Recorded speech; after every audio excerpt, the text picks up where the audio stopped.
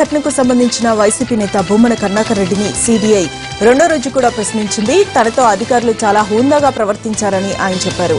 అయితే ఏమాత్రం సంబంధం లేని తనను పిలిపించడం వెనుక చంద్రబాబు కుట్ర ఉందని ఆరోపించారు భూమన.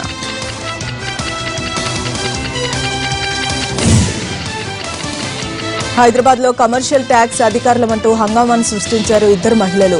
సికింద్రాబాద్ లో షాపుల్లోకి వెళ్లి ట్రేడ్ లైసెన్సుల్ని చూపించండి అంటూ యజమానుల్ని హైరాణ పెట్టారు.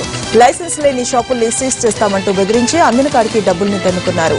బియ్యం వ్యాపారిని బెదిరించడంతో డబ్బులు వసూలు చేసిన లేడీ కిలాడీలు ఆ తర్వాత ఒక దుకాణంలోకి వెళ్లి మోసం చేసే ప్రయత్నం చేశారు. అయితే పోలీసులకు సమాచారం అందడంతో మహిళను పట్టుకున్నారు అధికారులు. మరొక మహిళను చాకచక్యంగా అక్కడి నుంచి తప్పించుకోవడం జరిగింది. ఈ తంతంతా కూడా సీసీటీవీ కెమెరాలో రికార్డ్ అయింది. ఫుటేజ్ ఆధారంగా వాళ్ళెవరూ ఎక్కడి నుంచి మోసాలకు పాల్పడ్డారనే కోణంలో దర్యాప్తు చేస్తూ ఉన్నారు పోలీసులు.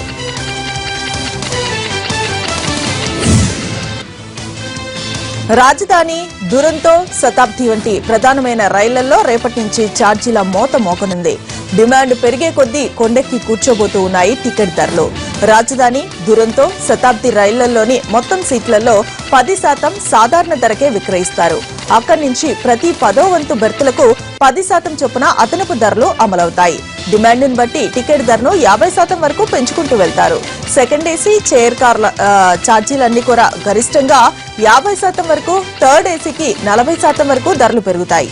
అయితే ప్రీమియర్ రైళ్లలో ఫస్ట్ ఏసీ, ఎగ్జిక్యూటివ్ క్లాస్లకు ప్రయాణికులకు మాత్రం ప్రస్తుతం వసూలు చేస్తున్న ఛార్జీలే అమలవుతాయి.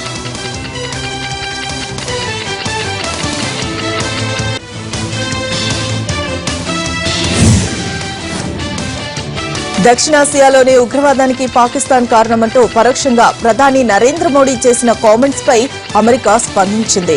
ముంబైపై ఉగ్రదాడుల కేసులో భారత్ కు న్యాయం జరగాలని, ఆ ఘటనకు పాకిస్తాన్ బాధ్యత వహించాల్సిందేనని స్పష్టం చేసింది అగ్రరాజ్యం. ఢిల్లీలో పర్యటించిన అమెరికా విదేశాంగ మంత్రి జాన్ కెర్రీ కూడా ముంబై దాడులకు పాల్పడిన వాళ్లను పాకిస్తాన్ కఠినంగా శిక్షించాలన్న భారత్ డిమాండ్కు మద్దతు తెలిపారు. మరోవైపు భారత్ కు అమెరికా దగ్గర కావడం పాక్ పాలకులనే కాదు, ఇటు ఉగ్రవాద సంస్థ నేతల్ని కూడా ఇబ్బంది పెడుతోంది. దీంతో భారత్, అమెరికా కలిసి మొత్తం ముస్లిం మతానికే ముప్పు తెస్తున్నాయని దుష్ప్రచారానికి తెరలేపుతూ ఉన్నాయి. ముంబై దాడుల సూత్రధారి, నిషేధిత లష్కరే తోయిబా వ్యవస్థాపకుడు హఫీజ్ సయ్యద్ కామెంట్స్ దీనికి ఒక ఉదాహరణ.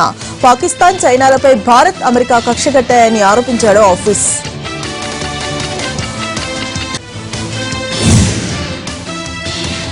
ఐఫోన్ సిరీస్ లో మరొక 2 కొత్త మోడళ్లను లాంచ్ చేసింది యాపిల్. శాన్ ఫ్రాన్సిస్కోలో ఈ కార్యక్రమం జరిగింది. ఐఫోన్ 7, ఐఫోన్ 7 ప్లస్ ను మార్కెట్ లోకి విడుదల చేసింది. అలాగే యాపిల్ వాచ్ లో సిరీస్ ను లాంచ్ చేశారు ఆ సంస్థ సీఈఓ టీమ్ కుక్. ఈ ఫోన్లు భారత్ లో అక్టోబర్ 7న విడుదల కానున్నాయి. V30/60 details next live show ప్రసారం అవుతుంది.